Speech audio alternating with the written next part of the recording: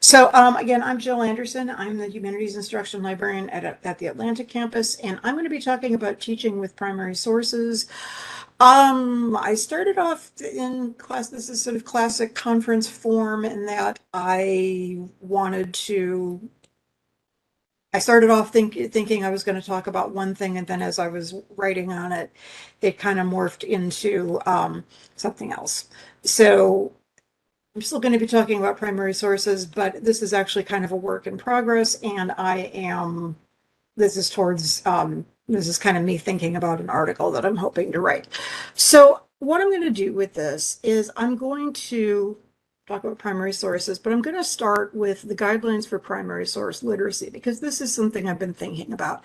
I've been teaching about primary sources and primary source literacy a lot less since the pandemic began. It just became a more difficult thing to convince faculty to let me do. And my own interests have kind of shifted in some directions.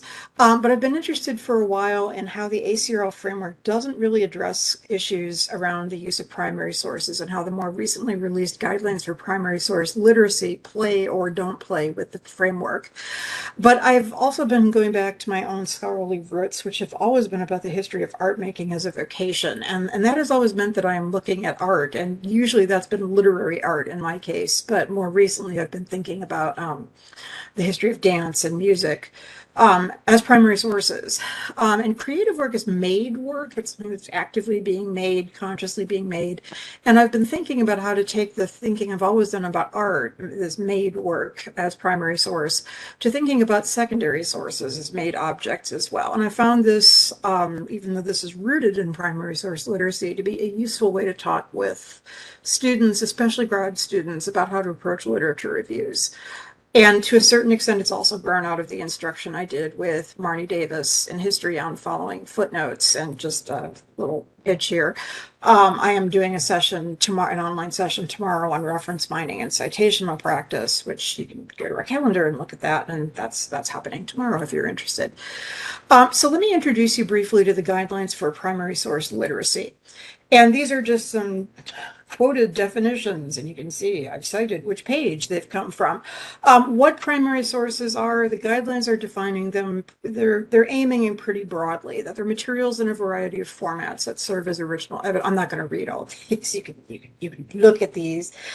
What primary sources are, what primary source literacy is, and again, this is sort of general knowledge, skills, and abilities necessary to find, interpret, evaluate, and ethically use primary sources, which is always going to be within specific disciplinary contexts in order to create new knowledge or to revise existing understandings. Whenever I see create new knowledge or revise, I always think, to make new knowledge. And I also think, to create creative works as well as scholarship. And I like this, and I've bold-faced it because I think it's really important, is, how you define what makes a source primary, which really does rely on what the research question is at hand. That's going to vary based on the discipline, and this is very focused on sort of discipline and sourciness, interplay with secondary sources, and it's subject to the different processes researchers bring to their projects. That idea of what counts as primariness is something that I've thought about for most of my career, actually, because that distinction between primary and secondary, speaking as someone who's trained as a historian, is absolutely central.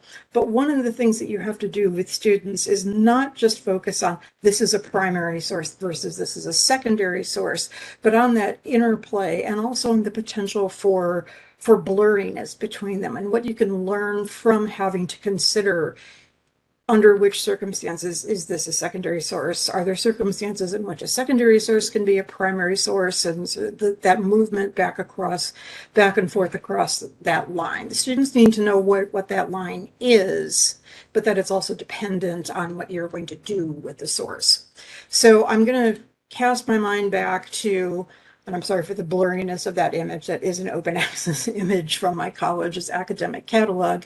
And I'm a picture it. I'm being Sophia from Golden Girls Northfield, Minnesota, winter 1986. This was the best course that I took in college, and it has shaped pretty much my entire career since. This course was called The Myth of the American West, and you can see it's super blurry because the way digitization, tininess. This was using primary historical materials and film resources. We will explore ideas and events relating to the creation and refraction of the West in American life. And then there's boring information about the credits. This was a team taught course. This was the first time I had seen team teaching, and it was absolutely amazing. It was a film history professor, or it was a film professor and a history professor. And what we did was we watched American Westerns, and we treated them as we didn't call them this, but this is how I think of it now, as made objects. These films reflected Western history, filtered and interpreted through the time and circumstances of the film's production. So we were treating these films as primary sources because that's what they were. We were talking about them in terms of how they reflected the time in which they were made. But in an interesting way, we were also, while we were reading standard secondary sources, we were also treating them as kind of a funny form of secondary source, because we were also discussing how well or not well the film reflected on actual Western history. This was especially funny because, I don't know if you all know this, but Northfield, Minnesota, it's one of its claims to fame. It doesn't have a lot, but there is that the Jesse James gang failed to rob the bank there. There is an annual Jesse James Day. Jesse James is a big deal in Northfield, and so we watched two themed films a week, and one week we had Jesse James week, and we all laughed watching the Great Northfield Raid because that was not filmed in Northfield. All of us, right? Where is that? What? Okay. So we had to, of course, be in Northfield, do a Jesse James Day. So we were thinking about how these films interpreted the West and what they were, quote, really about. And all of my thinking about the creative fluidities that you could see between primary and, in essence, secondary sources came from this course. This was the first time this course was taught, and apparently over the years, when it continued to be taught, it became sort of legendary on my campus. So for example, one week we watched two films on Buffalo Bill, and one was from 1944 with Anthony Quinn as a Native American, and Paul Newman's Buffalo Bill and the Indians, or Sitting Bull's history lesson. And 1944 was earnest and reflected anxieties about soldiers returning from World War II. And Buffalo Bill and the Indians, 1976, was very cynical, post 1960s Vietnam malaise, and I think also, if I'm remembering the film correctly, a little bit of commentary on the bicentennial as spectacle. And then for Custer Week, we actually had a Custer Week. We watched Errol Flynn's They Died with Their Boots On, with Custer as a swashbuckling hero. And at that point, that was about heroism and Europe already at war. And we also watched the Dustin Hoffman Little Big Man film in 1970, where Custer as an insane murderer, with the story told from the perspective of a white man raised to Cheyenne who experienced Custer's attack. And this was, as our professor talked about, this was actually about Vietnam. So we were using, again, these films as primary sources, but we weren't using them as sort of just as commentaries on the West. It was also talking about them as made sources that reflected the time in which they were made. So there were multiple levels of primariness going on with this. Interpreting these sources, not just in terms of how they talked about the West, but also through the lens of present concerns at the time of the production.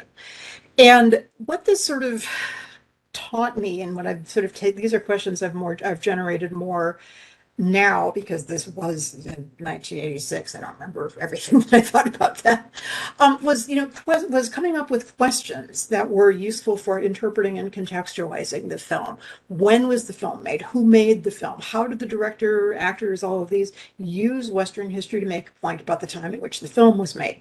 What did this film get right? What did it get wrong?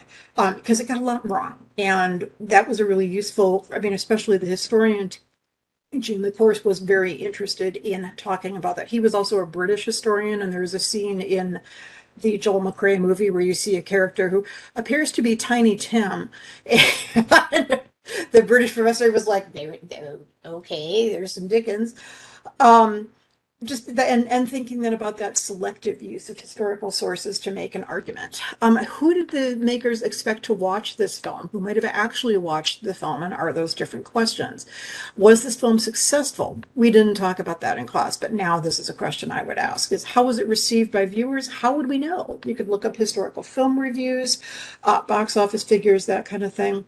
And then another question that I think about now, which we didn't talk about so much then, was how did viewers in winter in 1986 interpret these films? What drove their selection for this course? And notice that, yes, Mandy, we watched that too. We watched a lot of Western films, but yeah, Awesome. Yay. Sorry. yeah, no, we absolutely watched High Noon. And we all, and I remember I had a couple friends in the class and we all chuckled about how the soundtrack for that film was probably A45. Yeah, yeah. Because it was the same It's song over and over again. over and over. Okay, do not forsake me, oh my darling. Yes, we Sorry.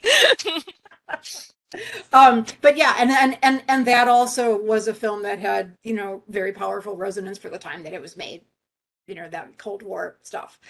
And to me now looking back, it's interesting that, we talked a lot about World War II, we talked about the Vietnam War, we talked a lot about things that are sort of traditional history. And what kinds of research papers might those students have chosen to write for this course? For the life of me, I do not remember. I mean, I remember the topic that I wanted to write about and discovering that it was impossible because of the source issues. I don't remember what my paper was actually on, but I do know that the paper I wrote for my bachelor's thesis grew out of this class. And then for me, also because the primary source guidelines really focus on access and issues like that. In what forms is this film currently available? If it's on DVD, if it's on streaming, that suggests belief that a current audience, 2022, might find it interesting, because now I want to see High Noon again. And I'm kind of wondering about like Little Big Man and these films. Are they viewable now? And if not, that would suggest some things about access, what was worth preserving, that kind of thing. And so other questions, but notice that this is a list of questions. This isn't about standards. This is a list of questions that would get at what's going on with these primary sources. And I'm realizing that I'm probably going longer than I need to. So anyway, here is what the guidelines say about like authority as relates to relative credibility and expertise of the creators of a source. And I immediately went, expertise for primary sources, okay. And they refer readers to the ACRL framework, frame on authority is conjectural and contextual. My reaction to that was sort of like credibility and especially expertise are contingent terms, and even sources that are uncredible, incredible, or suggest a lack of expertise can still be of value as primary sources. And in general, the guidelines and also the ACRL framework don't necessarily clearly address the issue of conflicting accounts. And this is, just me showing my work. Here's the ACRL framework's definition of authority. I'm not going to spend a lot of time on this one, but I am interested in this sort of distinction between expert and novice, that novices are going to have a more kind of cut and dried definition of what counts as authoritative and what doesn't, and that experts gradually come to view authority with some skepticism and openness to new perspectives, which I think is also an important way of thinking about primary sources, because for me, primary sources, they are what they are. It's not so much about, do they have the authority, and the expertise thing really was like, really? Okay. I mean, I'm used to thinking of primary sources as things that were created at a particular time that may reflect it that time. Directly, indirectly, can be interpreted, can be used, and are used for building an argument or literally making a secondary source or something else. I'm kind of experimenting right now with using primary sources to create something more of an essay than a piece of scholarship. So this is a quick story time. From when I was teaching for history and I was having students search for a good primary source site and a bad primary source site on a topic, which was a lot of fun. And a student raised their hand and said that they had found a bad site. And when I asked them what it is, they said it was the Digital Library of Georgia, which I don't think of as a bad site, but I didn't want to get into that. I wanted to find out what made them think that it was a not good site. And it was that they had found a pro-slavery source, which was a really key aha moment for me. And I ended up changing some stuff on the primary source guide because I realized that I needed to focus on in that discussion, not so much of the content of the sources, but whether or not the site can be trusted to make the sources available without altering them. And that really led me to be thinking about like primary sources are just what they are. A pro-slavery source is not, not a good thing, but it existed, and you still need to be able to take that into account and work with it and interpret it rather than dismissing it as being this is bad because it's pro-slavery. I said anti because you can see I mentioned that professor also mentioned that some anti-immigrant groups were putting up immigration history primary sources on their websites. And the question for that really became, do you trust those groups to not alter those documents, quote, or use them out of context, et cetera? So primary sources to me just are what they are. They're made objects. And the madeness is what I find sort of interesting. This is what I ended up adding to the primary sources guide. This is still on the primary sources guide. And again, it's a list of questions rather than standards, things that you can ask to help get at, is this useful? Is this reliable? Is it valid? Is it useful? So a couple of stories.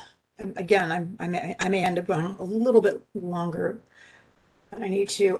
Story one, some of you have heard me talk about this. This was a workshop that I attended at ACRL in 2011 on not just history using primary source, this was using archival sources to teach critical thinking. And the outcomes were listed over on the side here.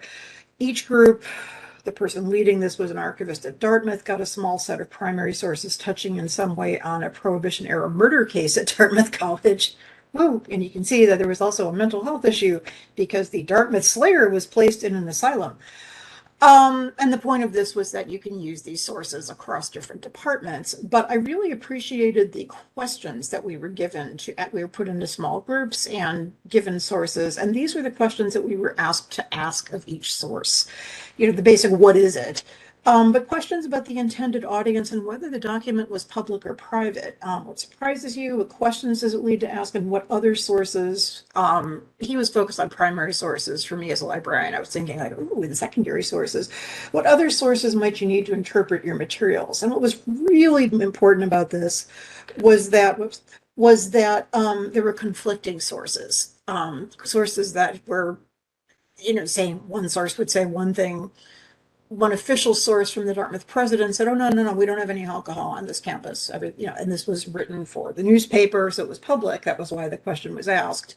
But then there were also private letters written to, I think, the president from local neighbors of the college complaining about students vomiting in their yards. So there was clearly some alcohol on the campus. But that private and public distinction, I thought, was really kind of a great way of getting at what's going on in these sources and for also thinking about, why are these sources conflicting? What do you do with conflicting sources? You ask questions about them. Why are they conflicting? Who wrote this? What might be their motivation for this? Story number two, and some of you have heard me and Kevin Fleming when he was here talk about this. We did multiple sessions using historical comic books, and we went from, and again, this is just showing lists of possible questions to ask about primary sources. These are questions that we used for my honors course which is on the history of dating. Kevin had a collection they still have this collection of romance comic books, and these are, cheesy covers and I love you, and all kinds of stuff. And these are the questions that we asked the students to consider when we looked at them, and these aligned with the themes of my course, but they also were ways of sort of getting students to think critically about what was going on with the comic books. We had a really interesting conversation about that advice column question. And we went from that, we did a couple of other things, and here's the questions that we asked in the last thing that we taught, which was actually, we went from a freshman seminar to a graduate teaching practicum, where we had them look at they didn't actually look at it, so we had to lead them in a particular direction. These were questions that we wanted them to think about in reading Frederick Wortham's Hand-Wringing, What Parents Don't Know About Comic Books, They're Evil. We wanted them to think about these questions. Who is he trying to convince? Do you find his argument convincing? Because we wanted their philosophers, and we wanted them to think about using these sources to teach undergraduates how to think about arguments.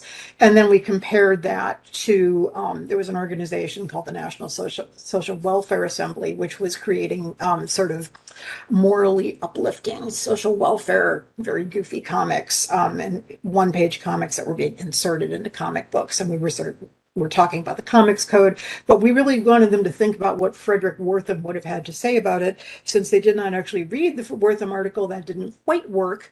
But we did have a really interesting experience with, because it was that wonderful graphic image of the boy reading this, the students and the professor involved actually kind of, we can't quite see this clearly here, kind of zeroed in on clues about what was going on in that story just from the cover image. Why is it in ladies? And for them, it was seen as like, well, this isn't a really legitimate source because this is an authoritative source because it's published in Ladies' Home Journal, which I thought had all kinds of interesting gender implications. And then the third one, and this is something I haven't done yet, but I've been thinking about. I was just talking with someone elsewhere about a freshman seminar they taught on self-writing and local history called Where Are You From? Which got me thinking because my hometown lends itself pretty well to local GCAN searches on local history. And the original course that they were telling me about had a focus on race and land use. And land use, I feel like I don't know that much about for my hometown other than, well, just one little thing, which isn't that important. But definitely because I'm from Ferguson, Missouri, there definitely, you've probably heard of Ferguson, Missouri. There is a slight history of race. And I'm really understating it, that's here. And so this was sort of getting at not just how to find primary sources, but not how to find local history, how to find primary sources, how to find materials, but also sort of got into sort of a weird gray area about certain kinds of sources. Are they secondary? Are they primary? They want to be secondary, but they might actually be primary. Talking about using a Google search, using Wikipedia, teaching students how to contextualize those kinds of searches. In this case, you need to actually say Kinloch Historical Society, Missouri, because otherwise you get stuff about Scotland. There is a Ferguson Historical Society. There isn't a Kinloch Historical Society. There is as you can see, there was a Kinloch History Committee, but both of those turned up some useful sources. And without going into all the detail about the kinds of sources, one thing that I was finding in these sources were these books, which are secondary sources with a question mark. Pictorial History, Ferguson, a City and Its People, published in 1976. Kinloch, Missouri's first Black city. By the way, our library has that book. I bought it right after Ferguson happened. I don't think we have this one, but you can see these are sort of local history, maybe written with kind of a more of like a booster angle, so they're going to be celebratory. I don't know if those are going to count as like scholarly primary sources, but there tends not to be very much. There is more written now about more recent history of Ferguson, Missouri, but not so much about older Ferguson history. And did I skip something? I skipped something. Or I got a slide out of order. Yes, okay. So anyway, the question is sort of up in the air of, is a source like this, a pictorial history is absolutely going to include primary sources, but what is a pictorial history going to be as itself? Is it going to be a secondary source? Is it going to be, it's not going to be scholarly. It might be kind of in between, or it might be something that's useful kind of as a secondary source, as a product of its time, which is especially important for Ferguson for thinking about 1976. Two cases of using then secondary sources as primary sources, and these are good secondary sources. When I was teaching Honors 1000, I had one student who wanted to write about dating violence and lesbian relationships, but they were supposed to find 10 primary sources within the time range of the course. They were having trouble finding enough primary sources for their final project, but they were able to find scholarly articles from the late 1980s that were beginning to discuss this issue. And so they came to me, could they use these as primary sources? Yes, they're published for 1990. That's fair game. And she wrote a really insightful paper about why she that sort of speculating about why wasn't she finding primary sources, which I thought was really well done. And she did a good job with, working with what she was able to find, which in this case was just sort of the beginning of scholarly articles about that. And so to me, that's evidence of what scholars were starting to say about that issue in the late 1980s. So primary. Another student wanted to write about polyamory, so we had a lot of fun brainstorming possible keywords, because that wasn't a term that would be used.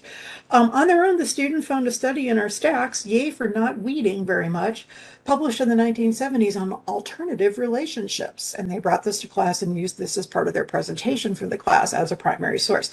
I think this is the one they used. I sort of remember it as being blue bound, but this was what I was able to turn up. And so, yes, even though this in theory is a scholarly work, it is from 1977. And I'm picturing, people reading this and swinging. That also would count as a primary source. So you can see that's an example of, scholarly sources being used as primary sources. To go back to the story of Ferguson and Kinloch, and here's just some background information. I had not known this. My family moved to Ferguson in the 70s. Ferguson was a sundown town, meaning blacks need to go home when the sun goes down. And there was actually a barrier placed on one of the two streets linking Kinloch with Ferguson. Ferguson was a black community Kinloch was a black community that dated back to the 19th century and was finally incorporated as Missouri's first black city in 1948. And in the 1970s, the Ferguson-Florissant School District was ordered to annex the Berkeley School District and the all-black Kinloch School District. And that affected both myself and my younger sister. In the 1980s and 90s, St. Louis City bought out many homes in Kinloch for proposed airports, and Kinloch lost more than 75% of its population. This is all important context, I think, for what happened in Ferguson in 2014, especially the decimation of Kinloch. You didn't hear that talked about a whole lot at the time. These two books, scholarly or not, probably not scholarly, probably function as primary sources. These two books, this one especially published in 1976, are going to tell different stories about their communities. They're meant to celebrate their particular town and community, but they are going to give different stories. And even though those might not count as like quality secondary sources, they're still going to be useful for a project on local history because they're going to give names, dates, places, events, happenings, which are all going to lead students to search terms. And honestly, in the case of Ferguson, many people had not heard of Ferguson, Missouri prior to 2014. There wasn't a lot published. This kind of might have been it, along with a few other things. So, if a student had come to me wanting to write on the history of Ferguson in 2014, there wasn't much out there. There's more now written about Ferguson, especially recent history, but because nobody was really outside of St. Louis really thinking that much about it, maybe not even within St. Louis, thinking about Ferguson prior to 2014, there aren't going to be a lot of scholarly sources. And so you're going to need to look at things like this and kind of build your own story of the history of Ferguson. So concluding thoughts, and again, thank you for bearing with me. As I said, this is kind of a work in progress, and these are all things that I'm thinking about in terms of instruction, especially for graduate students. That primariness and secondariness are relative terms, and of course are also going to depend on the discipline. Novice researchers need to understand the difference between secondary and primary, but depending on the research project, they may also need to understand that whether a source counts as primary or not, or secondary. I pretend that I wrote secondary before depends there, on how the researcher intends to use the source. That is really the most important determination for primary versus secondary. We go back to that film class where there were all these different layers of sort of primariness. Secondary source, and also secondary type sources that are not quote, reliable or scholarly can still be useful if they are treated as primary sources. And that's why I like focusing on those various lists of questions that sort of get at how to interpret, what do I make of this source? What do I do with this source? How do I read this source? What is this source telling me and what can I do with it?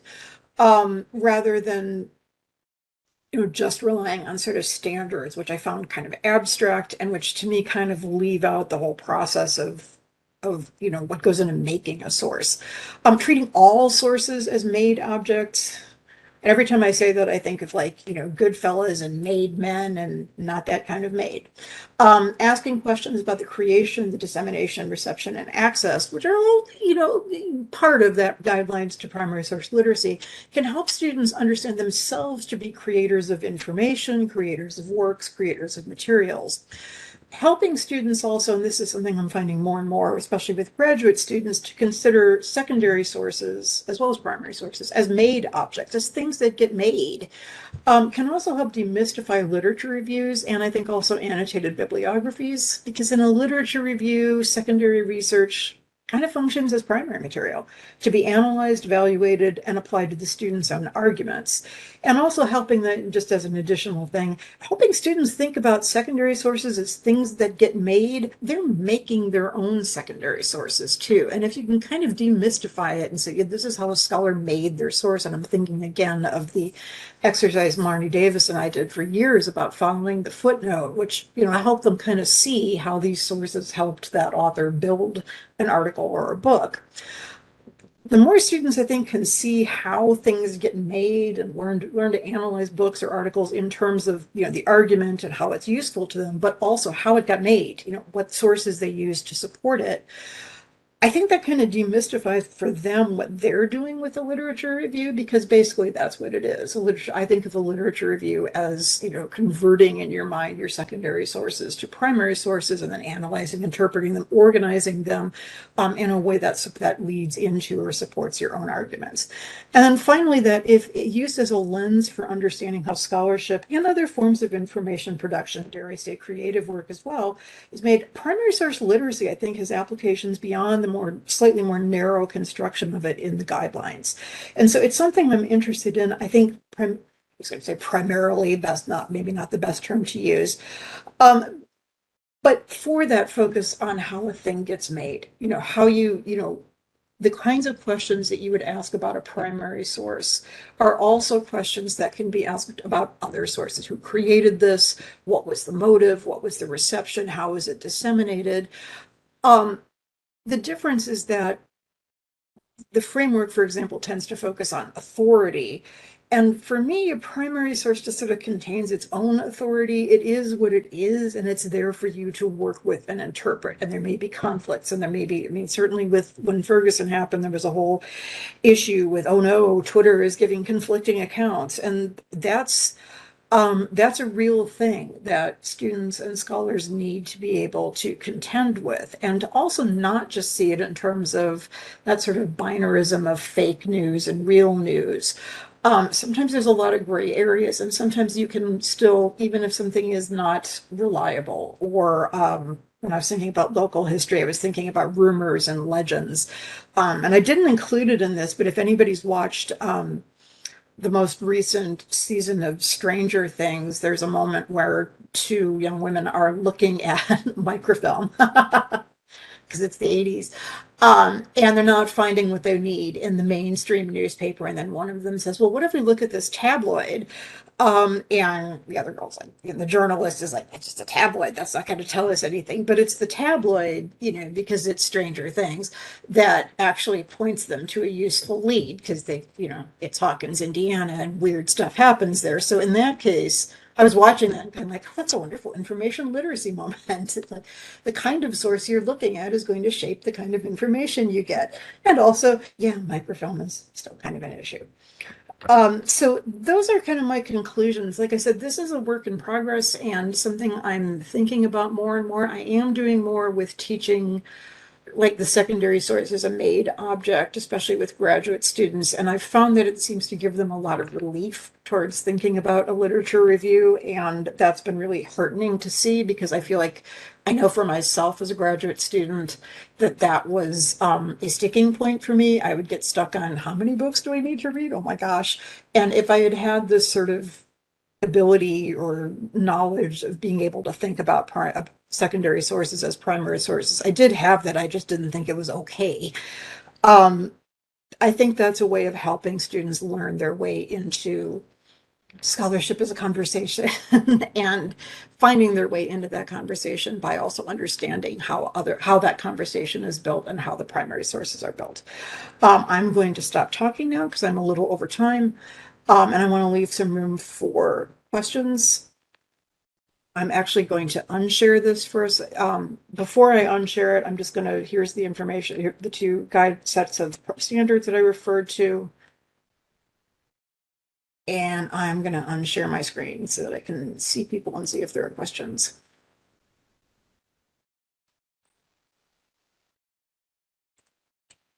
So does anybody have any questions or comments? Like I said, this is something I'm kind of in the midst of working on. And now I want to watch High Noon again.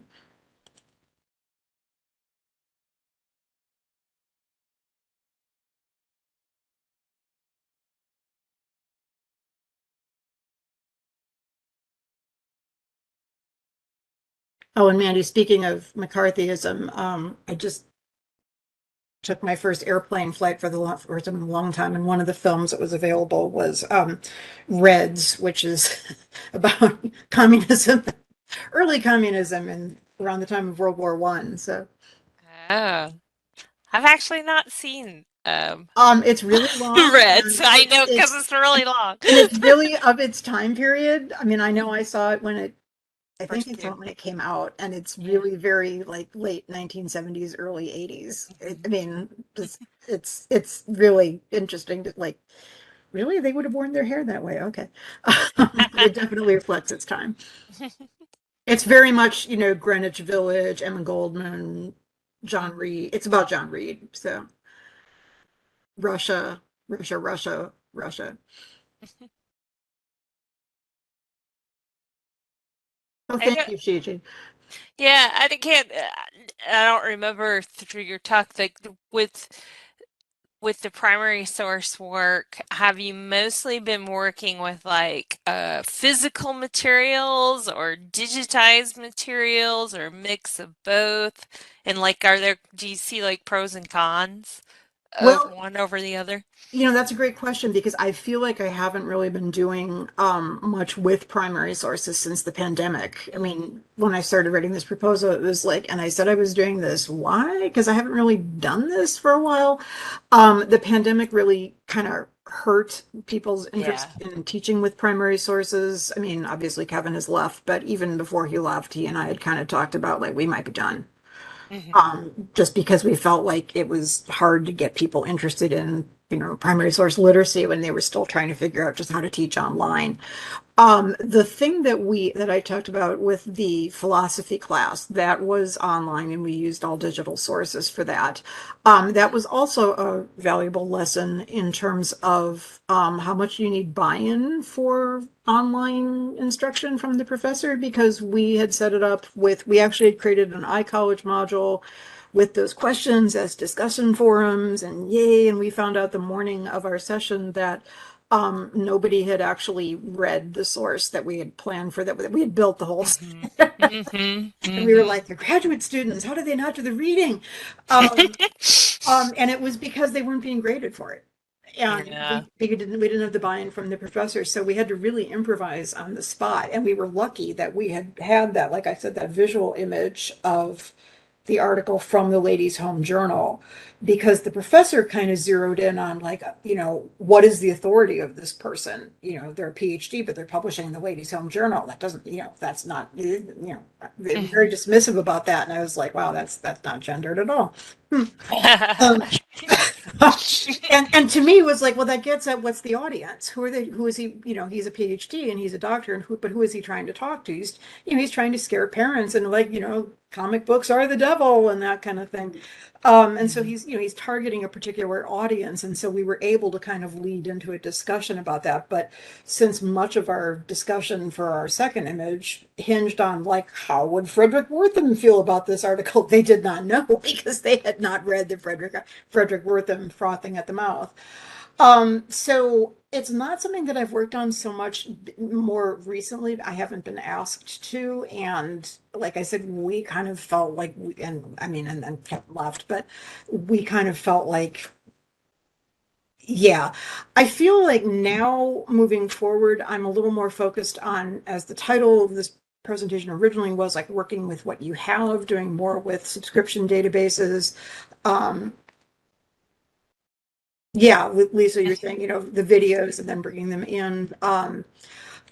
I kind of have found myself actually moving away from teaching primary source literacy as like the central focus, and I feel like I'm more incorporating it into how I teach, if that makes sense. That I feel like I'm sort of using maybe a way to say it, like precepts from it, this thinking about something as a made object and the kinds of questions that you ask about primary sources. I feel like I'm bringing that more and more into teaching how to search, teaching how to evaluate secondary materials. And I'm really thinking down the road about doing some sort of workshop on this local history thing, because that really does blur the lines between secondary and primary in some productive ways, and would be a way of getting students, attendees, to think about, what do you do with an unreliable secondary source? Do you, and my reaction is like, you think of it as a primary source. You can still use it. It's still useful. You can't cite it as a secondary source that your professor is going to want, but it's still going to provide you with useful information. It's almost like parallel to how we might talk about Wikipedia. Is it isn't citable as a secondary source, but it is going to be a source of information, except that with something like the Ferguson book or the Kinloch book, you would still want to cite that, but you as the student and hopefully as the faculty would need to understand that this is not a scholarly source, but it is still a valid source it is still a source of information. You will need to think about the biases, the intent, that kind of thing. And so I feel like for me, it's been less about like actual primary sources and more about thinking about thinking about how primary sourceness can be applied more broadly to, I'm not sure I'm saying that right. Thinking about how sort of the ideas behind primary source literacy can be expanded out to talk about other kinds of information sources, if that makes sense. Cool, thank you. Any other questions before we go on our next break? Thank you all for coming. Our next session is going to be at 1 o'clock. We are considering this as lunch on your own. we we cannot beam food to you. So our next session will start at 1 o'clock. I'm going to put up a slide that says we are on a break. And please feel free to, thank you for coming to the 11 o'clock session. Please feel free to come back for our 1 o'clock session. We will have Hallie Riley talking about Mandy, correct me, I'm going to say this wrong. The Data Ready, is that what it's called? Yes, GSU Data Yes. Ready micro-credentialing program at 1 o'clock. So that will be Yes. Hallie. And then at 2, we have introducing copyright to undergraduate students by Shiji and Mary Ann, which should be great. All of these should be great. So please feel free to come back at 1. That said, I'm going to go eat something. Thank you all for coming. Thank you, Leslie, for monitoring the chat for me. And I will hope to see some of you at 1.